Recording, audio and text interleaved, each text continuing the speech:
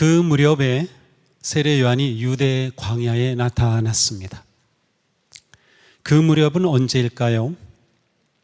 마태복음에서는 예수님이 탄생하시고 동방 박사들이 와서 경배하고, 그리고 헤롯이 유아 학살 명령을 내려서 예수님의 가족은 이집트로 피난을 갑니다. 아마도 알렉산드리아로 추정이 되는데요, 그것으로 피난을 가죠. 그리고 돌아온 후에 세례 요한이 등장합니다. 누가복음에서는 세례 요한이 등장한 때를 정확하게 기록합니다. 디베리오 황제가 왕 위에 오른 지 15년이 된 해, 티베리우스가 왕이 된 지 15년, 그렇다면 이때는 28년입니다. 자, 그렇다면 그때는 바로 예수님이 태어나신 지 30년쯤 되었을 때입니다. 바로 이러한 표현 때문에 예수님이 30세부터 공생애를 시작하셨다라고 말할 수 있는 거죠. 그러나 그 무렵이라고 하는 이 표현은 단지 시간의 때를 말할 뿐만 아니라 더 깊은 의미를 담고 있습니다.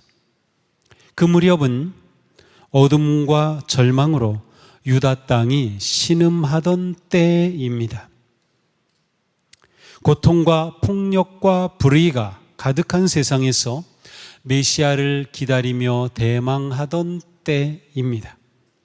그러므로 그 무렵은 마침내 하나님이 약속하신 거룩한 그 시간이 다가왔음을 의미합니다. 하나님은 그리스도께서 오시는 길목에 세례 요한을 세우셨습니다. 세례 요한은 그리스도의 길을 예비하는 예언자였습니다. 그러므로 요한의 출현은 곧 메시아의 등장을 의미합니다. 당시 메시아를 기다리던 많은 사람들이 있었는데 그들은 세례 요한을 보면서 이 사람이 메시아가 아닌가 하고 세례 요한을 추종하였습니다. 그러나 요한은 분명히 밝혔어요. 나는 그리스도가 아니다. 나는 선지자 이사야의 말과 같이 주의 길을 곧게 하라고 광야에서 외치는 자의 소리다 라고 말했어요.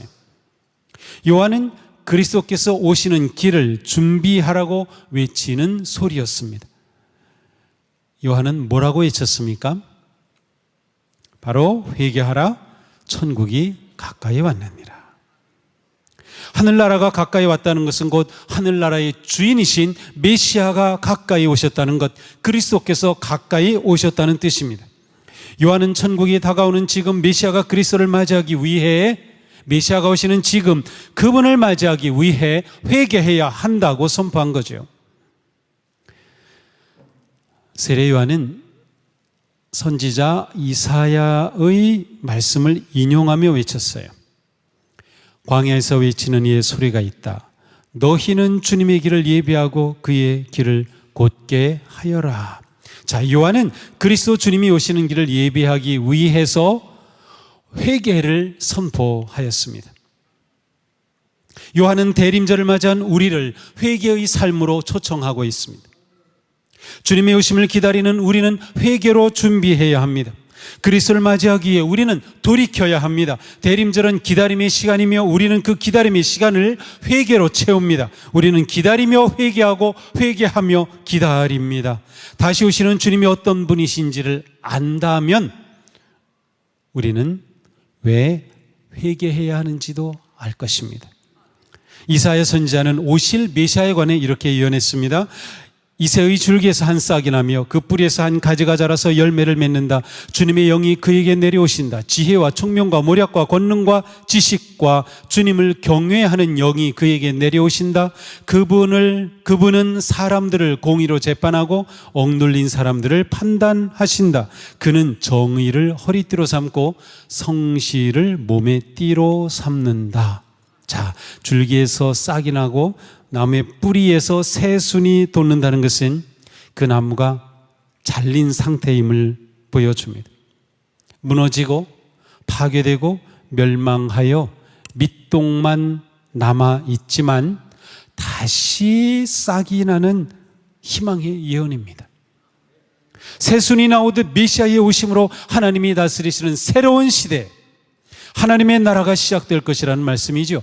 그때 주님은 공의와 성실로 다스리시고 악의 뿌리를 끊고 악인들을 심판하실 것이라는 거예요. 그러므로 심판의 주로 오시는 그리스도를 맞이하려면 회개로 준비하는 것입니다. 그분은 공의로 재판하시며 억눌린 자를 판단하시고 정의로 허리를 동이시기 때문입니다. 이어지는 이사야의 예언은 놀랍습니다. 그날이 오면 이새의 뿌리에서 한 싹이 나서 만민의 깃발로 세워질 것이며 민족들이 그를 찾아 모여들어서 그가 있는 곳이 영광스럽게 될 것이다. 그날이 오면 주님께서 다시 손을 펴시어 그의 남은 백성들 곧 아시리아와 하 이집트와 상 이집트와 에티오피아와 엘람과 바빌로니아와 하맛과 바다 섬들에서 남은 사람들을 자기의 소유로 삼으실 것이다. 자, 그리스도는 단지 유대인만을 구하러 오시는 것이 아닙니다. 그리스도는 열방을 구하러 오신 거예요. 심지어 이스라엘을 공격하고 점령하였던 아수르와 이집트와 바벨론에게도 손을 펴서 구원을 하시는 그리스도시라는 예언입니다.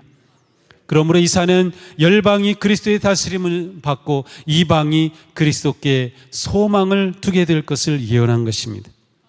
이 메시아의 품성을 노래하는 시편 72편은 이렇게 선포합니다. 그가 가난한 백성의 억울함을 풀어주며 궁핍한 자의 자손을 구원하며 압박하는 자를 꺾으리로다. 그의 날에 의인이 흥왕하여 평강의 풍성함이 달이 다할 때까지 이르리로다.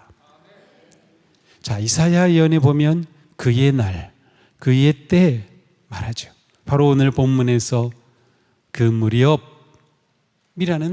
단어와 똑같은 거예요. 메시아 그리스도는 가난하고 억울하고 억눌린 자를 구원하시고 정의의 나라로 세우신다. 예수 그리스도는 예언으로 약속된 메시아입니다. 이사야가 예언하였던 그 분이 바로 예수 그리스도이십니다. 이새의 뿌리에서 나오신 예수 그리스도는 실로 유대인을 구원하셨으며 이방인도 구원하심으로 하나님의 영광을 드러내셨습니다.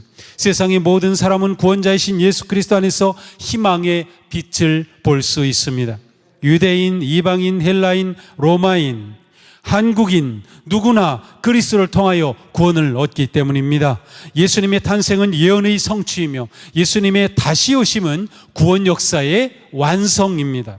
이 대림절은 바로 이미 오신 예언의 성취로 오신 메시아 예수 그리스도의 오심을 경배하고 감사하며 다시 오실 주님을 기다리는 절기인 것이에요. 우리는 대림절에 다시 오실 그리스도께서 열방을 구원하시는 영광스러운 소망을 품고 기다립니다. 우리는 이 날을 기다리며 회개의 겸손과 믿음의 인내로 준비해야 합니다. 우리는 이 기다림 속에서 항상 종말론적 긴장 속에서 살아갑니다. 이 말은 언제나 심판이 앞에 놓여 있음을 의식한다는 거예요. 다시 오실 그리스도는 심판하시고 구원하시는 하늘의 왕이심을 믿고 그 때를 기다리는 것입니다. 심판과 구원의 주님을 기다리는 성도는 자신을 돌아봅니다. 왕이신 주님의 뜻에 순종하며 살고 있는지 자기를 점검하는 것이에요. 자기를 돌아보며 죄에서 돌이키고 바른 길로 결단합니다. 바로 회개입니다. 회개는 그릇된 죄의 길에서 완전히 돌이키는 것이에요. 회개는 주님을 등지고 살았던 삶이 돌이켜 주님을 향하여 나아가는 것입니다. 오시는 주님을 향하여 얼굴을 드는 것입니다. 그때는 오직 주님만 하십니다. 그러므로 우리는 항상 깨어서 그리스도를 향하고 바라보아야 합니다. 세례 요한이 광야에서 있을 때 많은 사람들이 몰려들었습니다. 그때 요한은 선포합니다. 나는 너희로 회개하도록 물로 세례를 베풀거니와 내 뒤에 오시는 이는 나보다 능력이 많으시니 그는 성령과 불로 너희에게 세례를 베풀 것이요 손에 키를 들고 자기의 다장마당을 정하게 하사 알곡은 모아 곳간에 들이고 쭉정이는 꺼지지 않는 불에 태우시리라. 요한은 자신은 더러움을 씻는 물에 세례를 주었지만 요한이 외친 오신 그리스도 예수님은 성령과 불의 세례를 베푸신다는 거예요. 자, 예수님의 세례는 단순한 씻음이 아닙니다. 삶을 혁명적으로 변화시키는 능력인 성령과 불의 세례입니다. 불은 모든 것을 태웁니다. 더러운 죄를 태웁니다. 세상의 영화와 자랑도 태웁니다. 세속적 가치와 권력도 태웁니다. 세상의 온갖 불의와 차별과 거짓도 모두 태워버립니다. 모든 것이 타버린 그 자리에 새롭고 영원한 가치, 온전한 진리와 생명이 태어나는 것이에요. 우리는 예수님을 구세주로 믿고 주님으로 고백함으로 모두 세례를 받았습니다. 바로 우리의 삶의 방향이 전환된 것이에요. 하지만 우리는 지금 진정한 세례자로 살고 있습니까? 세례를 받은 우리는 계속해서 성령과 불 세례의 능력을 힘입고 있습니까? 우리는 다시 오실 주님을 기다리면서 회개와 결단으로 주님을 향해 돌이켜야 합니다. 돌이키지 않고 오실 주님을 맞이할 수 없습니다. 그러기에 우리의 기다림은 깨어있는 기다림이에요. 기도하는 기다림이에요. 회개하는 기다림입니다. 이렇게 우리는 주님 오심을 준비합니다. 주님 오심을 제대로 준비하고 있습니까? 우리가 태워버려야 할 욕망과 죄와 거짓은 무엇입니까? 우리가 주님께로 향하기 위해 돌이키고 버려야 할 것이 무엇입니까? 이미 도끼가 나무 뿌리에 놓여 있습니다. 불에 던져지기 전에 속히 돌이켜야 합니다. 대림절의 은혜 안에서 우리 모두 온전히 새로 깨어나며 거듭나며 돌이키고 변화하는 불의 역사가 일어나기를 축복합니다. 또한 불은 연단합니다. 순금이 나오기까지 많은 재련의 과정이 필요하듯이 우리의 믿음은 단련되어야 합니다. 우리가 잘 아는 말씀 욥의 고백이죠. 내가 가는 길을 그가 하시나니 그가 나를 단련하신 후에는 내가 순금같이 되어 나오리라. 연단하여 순금이 되는 거예요. 성령과 불의 세례는 우리를 하나님의 나라의 거룩한 백성으로 훈련하고 연단합니다. 사도 바울은 디모데에게 이렇게 권면하였습니다. 저속하고 헛된 꾸며낸 이야기를 물리치십시오. 경건함에 이르도록 몸을 훈련하십시오. 연단하십시오. 잠언에도 말씀해요. 도가니는 은을, 풀무는 금을 연단하거니와 여호와는 마음을 연단하시느니라. 하나님은 시험과 고난의 용광로에서 우리를 연단하십니다. 말씀으로 연단하십니다. 우리의 믿음의 선조들은 주님의 다시 오심을 믿고 기다리면서 고난과 박해와 위험 중에도 끝까지 인내하여 승리하였습니다. 환난 중에도 더욱 믿음의 성취를 이루었습니다. 사도 바울은 말씀합니다. 우리는 또한 그리스도로 말미암아 지금 서 있는 이 은혜의 자리에 나오게 되었으며 하나님의 영광에 이르게 될 소망을 품고 자랑합니다. 그뿐만 아니라 우리는 환난을 자랑합니다. 우리가 알기로 환난은 인내력을 낳고 인내력은 단련된 인격을 낳고 단련된 인격은 희망을 낳는 줄 알고 있기 때문입니다. 이 희망은 우리를 실망시키지 않습니다. 하나님께서 우리에게 주신 성령을 통하여 그의 사랑을 우리 마음속에 부어주셨기 때문입니다. 주님의 다시 오심을 기다리며 하나님의 영광에 이르게 될 그 소망이 있는 우리는 어떤 환난 가운데서도 오히려 기뻐하는 것이에요. 그 환난이 나를 연단하고 그 단련이 나를 정금 같은 복된 믿음의 성품을 키울 것을 보기 때문입니다.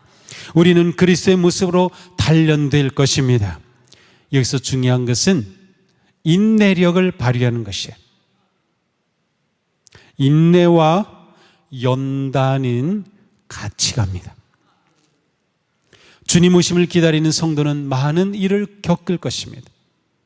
어떤 상황에서도 끝까지 견뎌야 합니다. 우리는 연단을 통해 그리스도의 마음을 품게 되기 때문입니다. 인내하는 성도는 인자가 구름을 타고 큰 능력과 영광으로 오시는 것을 보게 될 것입니다. 주님 말씀하셨습니다. 너희는 인내로 너희 영혼을 얻으리라. 그렇습니다. 우리는 인내로 승리합니다. 사도 바울은 고난 중에 있는 성도들을 이렇게 위로하고 권면하였습니다. 인내심과 위로를 주시는 하나님께서 여러분이 그리스도 예수를 본받아 같은 생각을 품게 하시고 한 마음과 한 입으로 하나님과 우리 주 예수 그리스도의 아버지께 영광을 돌리게 해주시기를 빕니다.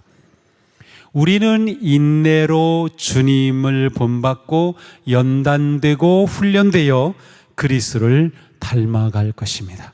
이것이 대림절의 은혜입니다. 우리가 기억할 것은 이러한 우리의 과정 속에 우리는 혼자서 주님 오심을 기다리는 것이 아니라는 거예요. 우리는 그리스도의 몸을 이루는 교회입니다. 우리는 함께 기다립니다. 나 혼자가 아니에요. 옆에 있는 앞에 계신 우리 교회의 모든 성도님들과 함께 기다리는 겁니다. 사도 바울은 우리가 그날이 가까울수록 믿음과 사랑과 소망의 공동체로서 서로 도우며 서로 마음을 같이 해야 한다고 말씀했어요. 우리는 대림절의 이 시간에 그리스도를 본받고 모든 일에 선을 이루며 삶에서 덕을 세우는 일에 함께 힘써야 합니다. 그러므로 그리스도께서 하나님의 영광을 드러내시려고 여러분을 받아들이신 것과 같이 여러분도 서로 받아들이십시오. 그렇습니다. 주님께서 우리를 받아들이셨듯이 우리는 서로 도우며 마음을 같이 해야 합니다. 세대와 세대가 함께 해야 합니다. 남과 여가 함께 해야 합니다. 가난하거나 부하거나 많이 배웠거나 못 배웠거나 어떤 선교에 속하였거나 어떤 속해 있거나 어떤 사역을 하거나 우리는 서로를 받아들이고 관용함으로 선행하기에 힘쓰고 예배하기에 힘쓰고 섬기고 봉사하기에 힘쓰며 주님의 뜻을 이루기에 힘써야 합니다. 그렇게 우리는 다시 오실 주님을 기다리며 준비하는 것이에요. 이것이 대림절을 사는 성도의 모습입니다. 사랑하는 성도님, 주님 오실 때까지 겸손하게 회개하는 삶, 그릇된 길에서 돌이켜 주님을 향하는 삶, 선한 삶에 인내하는 삶, 서로 받아들이고 품어주는 삶에 헌신하는 복된 교회가 되기를 축복합니다.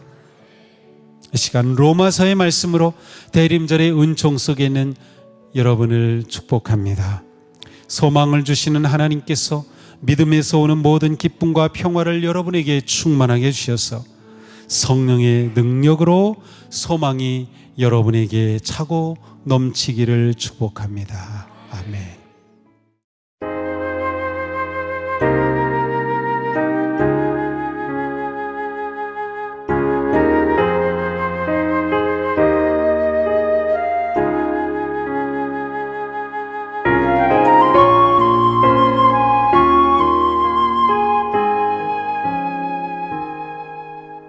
예수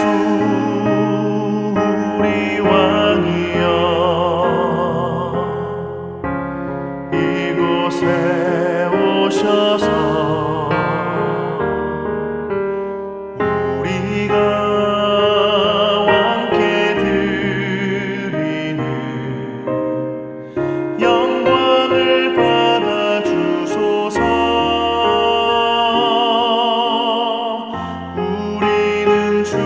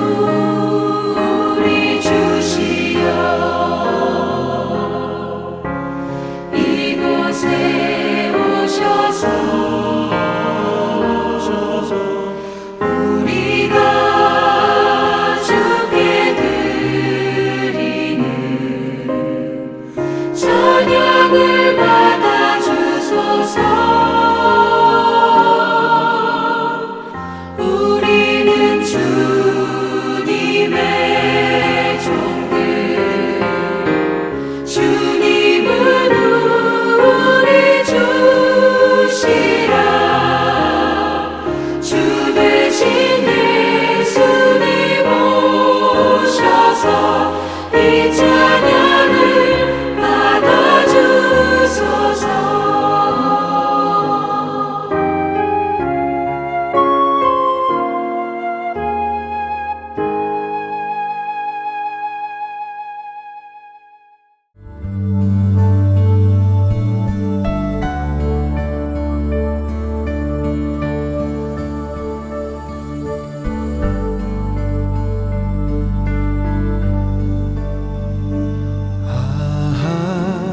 하나님의 은혜로 있을 데 없는 자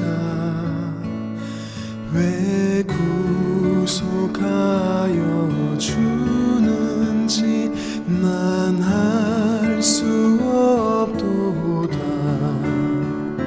내가 믿고 또 의지함은 내 모든 형편 잘 아는 주님 늘 돌보아 주실 것을 나는 확실히 아네. 왜 내게 굳센 믿음과 또 복음 주셔서 내 맘이 항상 편한지 난 알 수 없도다. 내가 믿고 또 의지함은 내 모든 형편 잘 아는 주님 늘 돌보아 주실 것을 나는 확실히 아네.